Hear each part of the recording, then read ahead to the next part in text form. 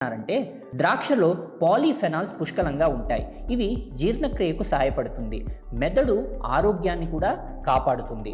అంటే మెదడు ఇంకా చురుగ్గా పనిచేస్తుంది. గుండె జబ్బులు, క్యాన్సర్ను నివారించడంలో సహాయపడుతుంది. నల్ల ద్రాక్షను క్రమం తప్పకుండా తీసుకోవడం వల్ల మెటబాలిక్ సిండ్రోమ్ తగ్గుతుంది. ద్రాక్షలో శక్తివంతమైన యాంటీ ఆక్సిడెంట్లు, యాంటీ ఇన్ఫ్లమేటరీ గుణాలు ఉంటాయి. ఇవి షుగర్ పేషెంట్స్కు ఎంతో మేలు చేస్తాయి. కానీ వీటిని మితంగా తీసుకోవడం ముఖ్యమన్నమాట.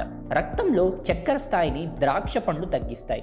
ఇందులో ఉండే విటమిన్ సి, రెస్వారెట్రాల్ అనే రసాయనం ఇన్సులిన్ పనితీరును మెరుగుపరిచి గ్లూకోజ్ను సరిగ్గా పనిచేయడానికి సహాయపడుతుంది.